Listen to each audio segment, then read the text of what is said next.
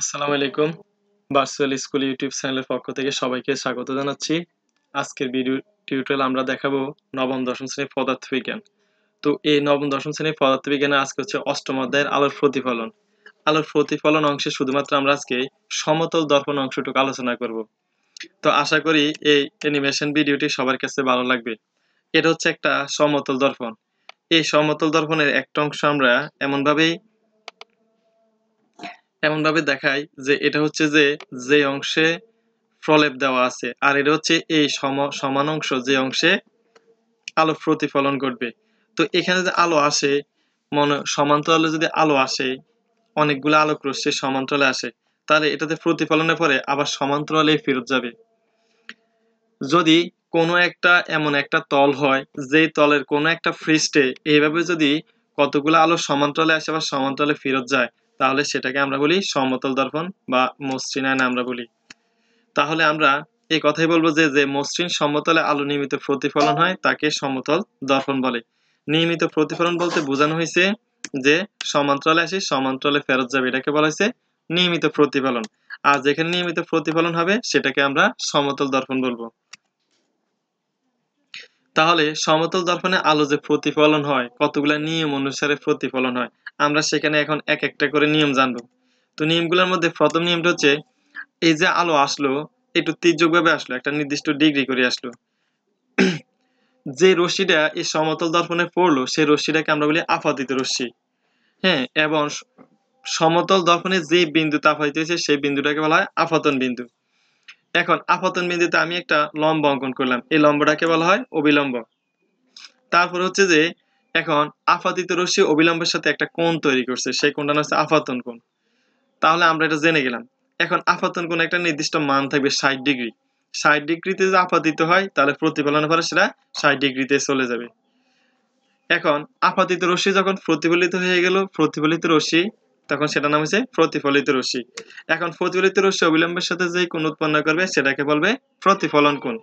এখন আপতন কোণ যা হবে প্রতিফলন কোণও তাই হবে। এখানে কথা বলা আছে যে আপতন কোণ এবং প্রতিফলন কোণের মান সমান হবে। আপতন কোণ যদি ৩০ ডিগ্রি হয় তাহলে প্রতিফলন কোণের মানও ৩০ ডিগ্রি হবে। আর আপতন কোণ 0 ডিগ্রি হলে প্রতিফলন কোণের মানও 0 ডিগ্রি হবে। অর্থাৎ ৩ নাম্বার যে কথাটা বলা আছে সেই কথাটা হচ্ছে যে আলো যেই পথে আসলো, মানে খাড়া যদি পড়ে তাহলে সে 0 ডিগ্রিতে পড়ছে, তাহলে সে 0 ডিগ্রিতে ফেরত যাবে। এইভাবে যদি ১ ডিগ্রিতে আসে তাহলে ১ ডিগ্রিতে প্রতিফলিত হবে, এবং ৪৫ ডিগ্রিতে আসলে ৪৫ ডিগ্রিতে প্রতিফলিত হয়ে যাবে। আচ্ছা, অর্থাৎ যেই পথে আলো আসবে সেই পথে ফেরত যাবে। অর্থাৎ যদি 0 ডিগ্রিতে আসে তাহলে যেই পথে আসবে সেই পথেই ফেরত যাবে। এখন সমতল দর্পণে একটা বিন্দুর কিভাবে প্রতিবিম্ব সৃষ্টি হয় সেটা আমরা দেখাবো। একটা বিন্দুর প্রতিবিম্ব সৃষ্টি হওয়ার প্রক্রিয়াটা আমরা এখানে আলোচনা করব। এ হচ্ছে একটা সমতল দর্পণ। মনে করি এ হচ্ছে সেই বিন্দুটা। এখানে আমি সেটাকে বড় করে দেখাইছি যেন স্পষ্ট বোঝা যায়। এখন এই বিন্দুটার কিভাবে ইমেজ তৈরি হবে সমতল দর্পণে সেটা আমরা দেখাবো। প্রতিবিম্ব তৈরি হবে সেটা দেখাবো।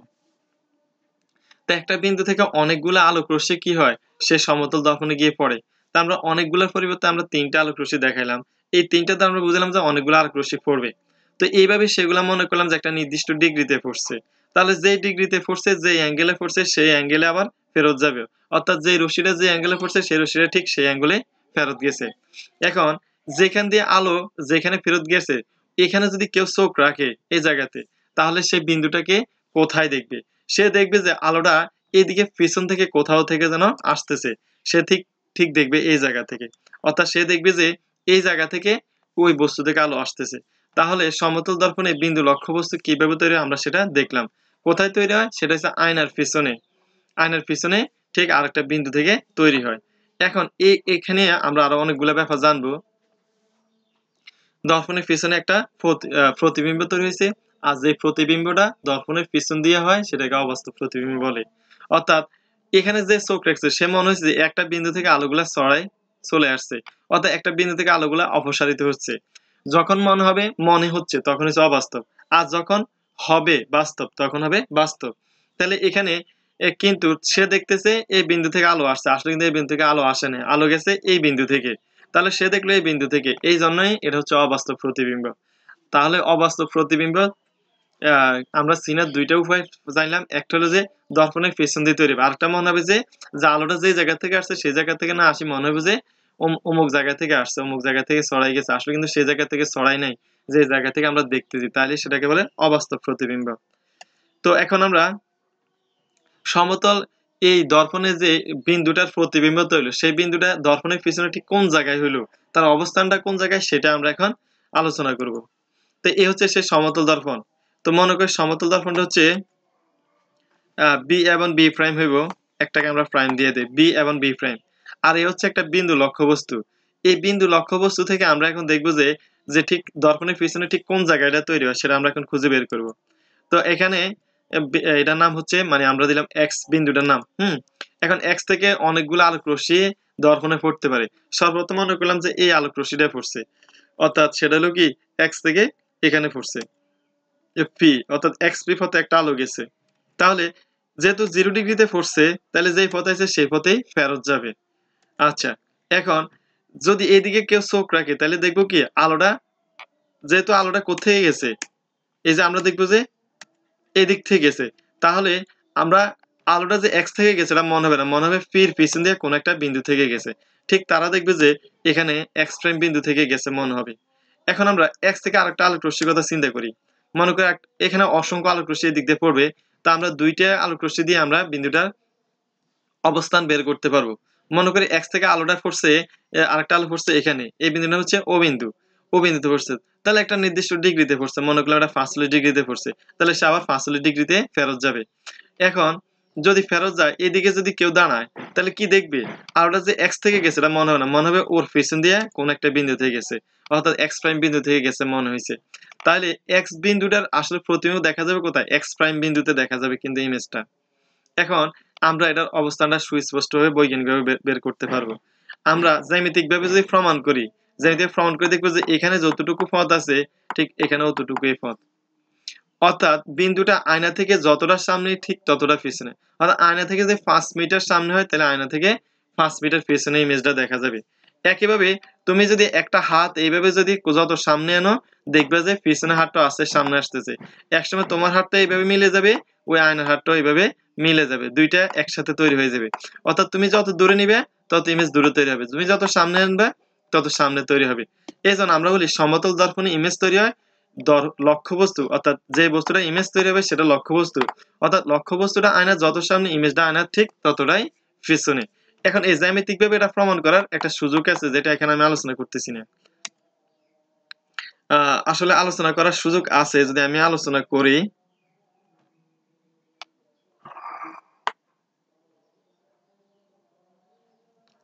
ওকে, তাহলে আলোচনা করা শুরু করে দেই।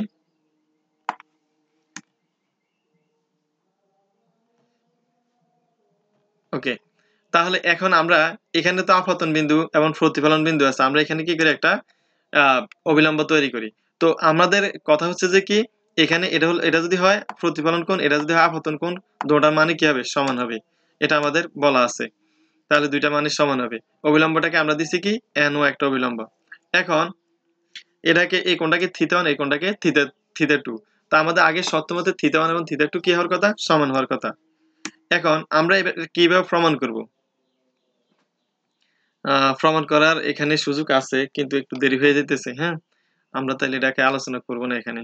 এখানে একটা ত্রিভুজ যদি চিন্তা করি, এখানে একটা ত্রিভুজ যদি আমরা চিন্তা করি, এই দুইটা ত্রিভুজকে আমরা কি করব, সর্বসম হিসেবে প্রমাণ করে দিতে পারবো। সর্বসম হিসেবে প্রমাণ করা মানে হলো এই ত্রিভুজের প্রত্যেকটা বাহু এই ত্রিভুজের প্রত্যেকটা বাহুর সমান। মানে হচ্ছে যে এই ত্রিভুজের এই বাহুটা আর এই ত্রিভুজের এই বাহুটা সমান, কারণ এটা একটা কমন বাহু। ঠিক আছে, আবার আমরা এখানে এখানে যে কোণ উৎপন্ন হবে সেখানে একই কোণ উৎপন্ন হবে, সেখানে একই কোণ উৎপন্ন হবে, সেই জায়গাতে আবার একই কোণ এখানে উৎপন্ন হবে। এভাবে আমরা প্রমাণ করে দেখাবো যে এই বাহুটার এই বাহুটা সমান। এখন এখানে আবার কি তৈরি হচ্ছে 90 ডিগ্রি, এখানে আবার কি তৈরি হচ্ছে 90 ডিগ্রি। তার মানে এই ত্রিভুজের দুইটা বাহু এবং একটা কোণ, এই ত্রিভুজের দুইটা বাহু এবং একটা কোণের সমান।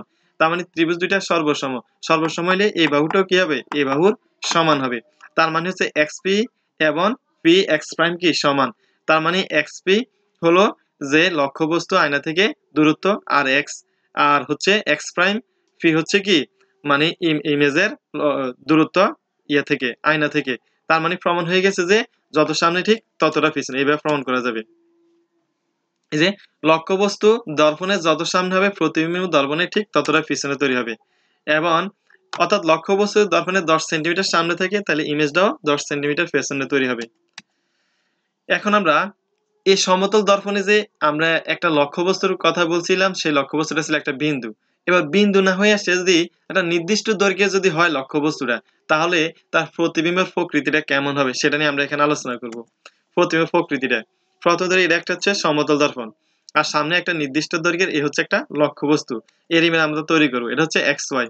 এখন এক্স থেকে একটা আলো যদি সোজা পথে আসে, তাহলে আবার সোজা পথেই ফেরত যাবে। অর্থাৎ আমাদের কাছে মনে হবে এখান থেকে এদিকে তাকালে আমরা মনে হবে যে পিছন থেকে আলোটা আসতেছে, অর্থাৎ যেইভাবে সোজা আসছে আবার এইভাবে সোজা ফেরত যাবে, তখন আমাদের কাছে মনে হবে পিছন থেকে আসছে। এখন যেভাবে দেখাইছি এক্স থেকে আরেকটা বিন্দু আমরা মনে করি যে এইভাবে একটা ডিগ্রিতে পড়ছে, তাহলে এই ডিগ্রিতে আবার ফেরত যাবে। আর যে ওইখানে গেছে এখান থেকে গেছে মনে হবে না, মনে হবে পিছন থেকে চলে আসছে ওই বিন্দু থেকে। তার মানে এক্স বিন্দুটাকে আমরা দেখতেছি কোথায়, এখানে। এখানে আমরা দেখতেছি এক্স প্রাইম বিন্দুতে আমরা দেখতেছি। একইভাবে ওয়াই থেকে যদি একটা আলো এখানে পড়ে, দর্পণের কোন একটা বিন্দুতে এভাবে পড়ে, যে ডিগ্রিতে পড়ছে আবার এই ডিগ্রিতে সে ফেরত যাবে। তাহলে আমরা যদি এখানে যদি আমরা চোখ রাখি, তাহলে আমরা কি দেখব, যে এই যে এখান থেকে আলোটা গেছে, আলোটা এখান থেকে যায় না, পিছন থেকে কোথাও থেকে গেছে, মনে করি পিছন থেকে এখান থেকে গেছে, সে গেছে। তার মানে কি, আমরা এখানে চোখ রাখলে আমরা দেখতেছি মাথাটা এখান থেকে মাথাটা এখানে দেখবো, আর আমাদের ওয়াই লেজটা আমরা কোথায় দেখবো, এখানে দেখবো। তার মানে এরকম একটা ইমেজ আমরা দেখবো। এখন আমরা যদি এরকম একটা ইমেজ দেখি, তাহলে আমরা এখানে জ্যামিতিকভাবে প্রমাণ করব, জ্যামিতিকভাবে প্রমাণ করতে পারবো যে এক্স ওয়াই মানে যতটুকু লম্বা, ঠিক এক্স প্রাইম ওয়াই প্রাইমও ততটুকু লম্বা। অর্থাৎ লক্ষ্যবস্তু এবং প্রতিবিম্ব কি সমান। আবার আমরা এখানে দেখবো যে এখানে যত দূরত্ব এখানে ঠিক তত দূরত্ব, তাহলে আমরা এটা প্রমাণ হয়ে যাবো যত সামনে তত পিছনে। আরেকটা জিনিস আমরা প্রমাণ করলাম, এটা হলো এক্স হইলো যদি মাথা বা হেড ধরি আমরা, আর ওয়াই কে যদি আমরা টেল বা লেজ ধরি, তাহলে এখানেও কি হইতেছে, এটা হইতেছে আমাদের হেড, এটা হইতেছে কি আমাদের টেল, মানে এটা হচ্ছে সোজা। অনেক সময় আমরা উল্টা দেখি, মানে মাথা উপরে, মাথা নিচে দেখি, পা উপরে দেখি, তখন সেটাকে বলা হয় কি, মানে উল্টা প্রতিবিম্ব।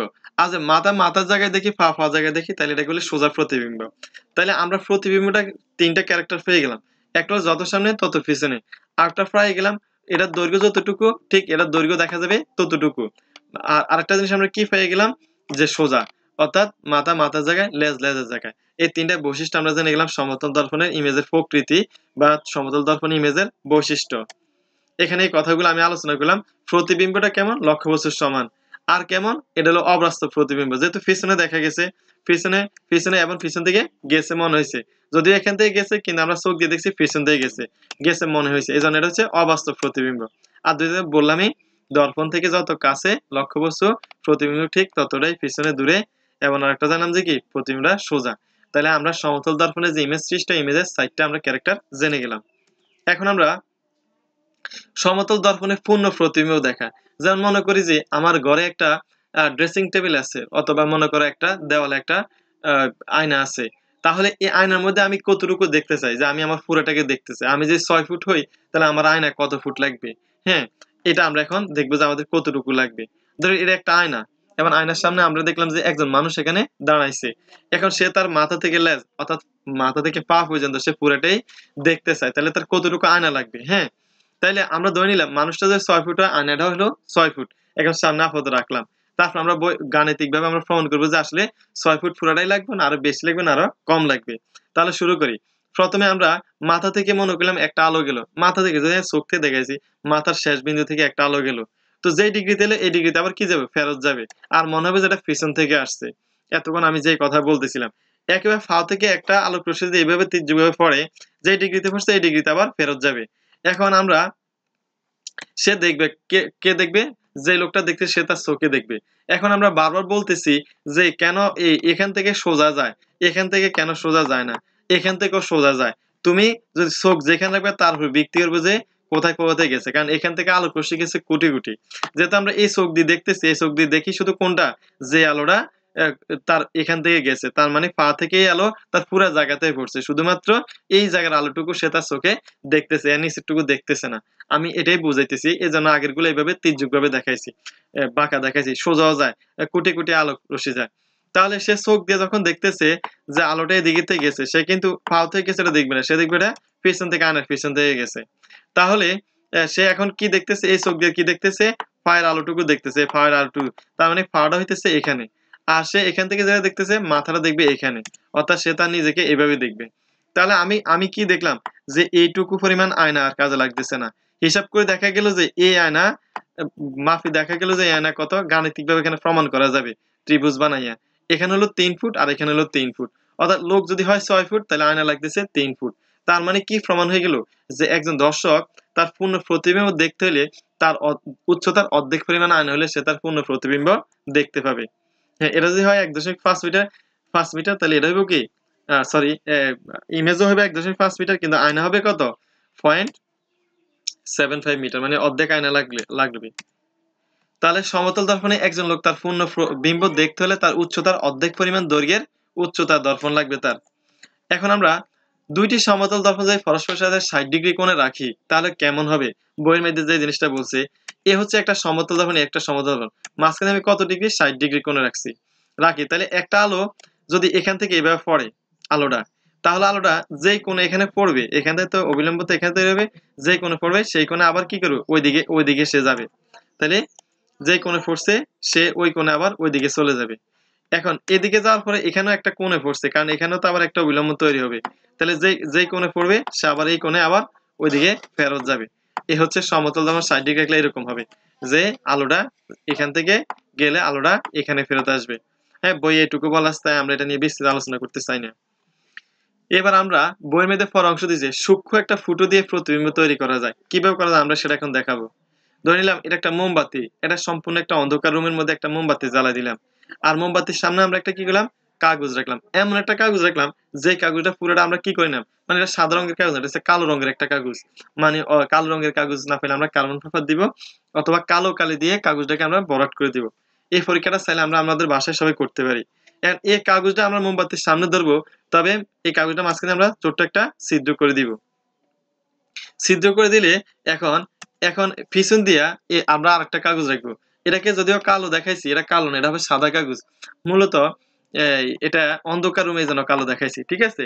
তাহলে এখন মোমবাতি থেকে আলো, মোমবাতির এই মাথা থেকে আলোটা এই সূক্ষ্ম ফুটো দিয়ে এইভাবে তীর্যকভাবে এখানে আসবে, এবং এখান থেকে গোড়া থেকে একটা আলো কি করবে এইভাবে যাবে। তখন মাথাটা দেখতেছি আমরা কোথায় নিচে, আর গোড়াটা দেখবো কোথায় আমরা উপরে। তুমি যদি করো তাহলে তুমি দেখবে যে পিছনের কাগজে একটা উল্টা মোমবাতি দেখা যাইতেছে, অর্থাৎ মাথার নিচে দিকে দিয়ে মোমবাতিটা জ্বলতেছে। তোমরা চাইলে রুম এটা করে নিতে পারো। আর এটার উপরে ভিত্তি করিয়ে কিন্তু আমরা পিনহোল ক্যামেরা তৈরি করছিলাম। পেছনের কাগজটি সামনে পিছনে সরালি, অর্থাৎ তুমি যদি এই কাগজটা পিছনে নাও তাহলে মোমবাতির সাইজটা বড় হতে দেখবে। তুমি যদি এটা সামনে নাও তাহলে মোমবাতির সাইজটা এখানে রাখো, তাহলে মোমবাতিটা এখানে তৈরি হবে, তাহলে ইমেজটা আরো ছোট হয়ে গেল এখানে। আর কাগজটা পিছনে দাও তাহলে মোমবাতিটা এত বড় হয়ে গেল। অর্থাৎ কাগজটা সামনে পিছনে নিয়ে তুমি ইমেজটাকে বড় ছোট করতে পারবা। এই কথা বলে বুঝতে পারছো প্রতিবিম্বটি হবে বাস্তব। বাস্তব কেন হবে? কারণ হচ্ছে যে আলোটা এখান থেকে এখানে গেছে, এখানে গেছে সরাসরি, আর এখান থেকে কোথায় গেছে এখানে গেছে, অর্থাৎ যেখান থেকে গেছে ঠিক সেখানে সেখানে দেখা যাইতেছে। হ্যাঁ, ওইখান থেকে ফেরত আসছে বলে মনে হইতেছে না, ঠিক যেখানে গেছে ওইখানে আলোটাকে দেখতেছে, ওইখানে সবকিছু দেখতেছে। তাহলে সেটা একটা বাস্তব প্রতিবিম্ব। এবং এটা হচ্ছে কি উল্টে, এবং এটাকে কি করা যাবে বড় ছোট করা যাবে, তবে নির্দিষ্ট দূরত্বে এটা সমান করা যাবে ইমেজের। তাহলে কি বললো যে প্রতিবিম্বটি হচ্ছে বাস্তব এবং হচ্ছে কি উল্টা, এবং সকল দূরত্বে স্পষ্ট, মানে বড় পিছনে নিলে বড় হবে, সামনে নিলে ছোট হবে, কিন্তু পিছনে নিলে এটা স্পষ্ট দেখা যাবে, সামনে নিলে এটাকে স্পষ্ট দেখা যাবে। এই জন্য আমরা কি করতে পারি পিনহোল ক্যামেরা, পিনহোল ক্যামেরাটা দিয়ে তৈরি করছি যে ক্ষুদ্র জিনিসকে যেন বড় করে দেখি এবং রেজুলেশন যেন না কমে, এটার উপর ভিত্তি করে পিনহোল ক্যামেরা তৈরি করা হয়েছে। এখন দুইটা সমতল দর্পণকে যদি পরস্পরের সাথে 90 ডিগ্রি রাখি তাহলে কি হবে, যে সেলুনে অনেক সময় আমরা এরকম দেখি। তাহলে এখন পরস্পরের সাথে 90 ডিগ্রি রাখি তাহলে আমরা কি করব, এখানে যদি তুমি এভাবে একটা হাত রাখো, কোনটার সামনে এটার সামনে রাখছো, তাহলে কি করবে আয়নার পিছন দিয়ে এরকম একটা হাত দেখা যাবে। তো সেটা কেমন দেখা যাবে, এরকম দেখা যাবে। এখন এখানে আবার এটার মধ্যে তো একটা ইমেজ তৈরি হবে, ইমেজটা হলে এইদিকে আবার কি দেখা যাবে একটা হাত দেখা যাবে। এখন আবার এই যে দেখা যাবে সেটার আবার মানে একটা হাতকে তুমি যে দুইটা হাত দেখবে ব্যাপারটা এমন না, তুমি আরো পরবর্তী আরো অনেকগুলো হাত দেখতে দেখবে, সেজন্য আমরা যেটা দেখি তুমি দেখবে যে পরবর্তীতে এইদিকে আরেকটা ইমেজ তৈরি হয়ে যাবে। মানে এই যে ইমেজটা আছে না, সেই ইমেজটার এই জায়গাতে তো এই হাতের একটা ইমেজ তৈরি হয়েছে, এবং ইমেজটারও কি হবে আরেকটা ইমেজ এখানে তৈরি হয়ে যাবে। এটা নিচে দেখাচ্ছে কিন্তু এটা এখানে দেখা যাবে, এটা নিচে দেখা যাবে। এইভাবে এখানে যে ইমেজটা তৈরি হয়েছে এটার পিছন দিয়ে আরেকটা ইমেজ দেখা যাবে, এইভাবে যেতে থাকবে। হ্যাঁ, যদি দুইটা মানে সমতল আমরা 90 ডিগ্রিতে রাখি। তো আমরা মোটামুটি ভাবে ক্লাসটা এখানে শেষ করলাম। আমরা পরবর্তী ক্লাসে পরের অংশটুকু আলোচনা করব। ক্রান্তিকোণ এবং মিরাজের ঘটনাটা আমরা সেখানে দেখব। অর্থাৎ মানে মরীচিকা এবং ক্রান্তিকোণ, ফ্রন অভ্যন্তরীণের পরবর্তী ভিডিওতে নিয়ে আসবো। সে পর্যন্ত সবাই ভালো থাকবেন, সুস্থ থাকবেন। আল্লাহ হাফেজ।